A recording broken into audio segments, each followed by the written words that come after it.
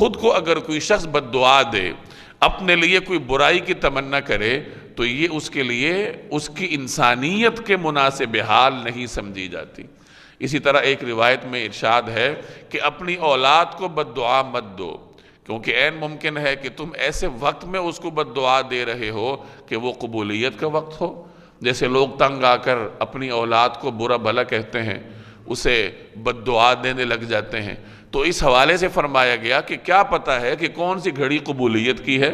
اللہ جل جلالہ کی شان کریمی کس وقت جوش میں ہے، اور تم اسی وقت اپنے بچے کو، اپنی اولاد کے لیے بد دعا کرو، برا بھلا کہو، اور اللہ کے ہاں وہ قبول ہو جائے۔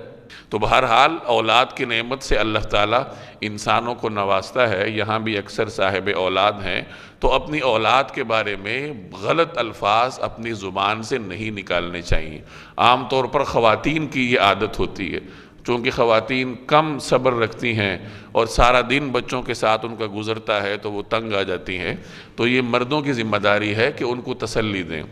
انہیں صبر کی تلقین کریں، مختلف طریقوں سے ان کی تربیت کی جائے کہ اولاد ایک نعمت ہے، اگر اللہ نے صحت مند اولاد دی ہے تو اس کی قدر کرنی چاہیے، اور اگر اللہ نے کسی وجہ سے بیمار اولاد سے نوازا ہے تو وہ بھی اللہ جل جلالہ کی جانب سے ایک الگ قسم کی نعمت ہے، اس پر الگ قسم کا اجر اللہ تبارک و تعالیٰ کے ہاں ملتا ہے۔ تو بہرحال اپنی اولاد کے لیے اس قسم کے الفاظ نکالنے سے گریز کرنا چاہیے۔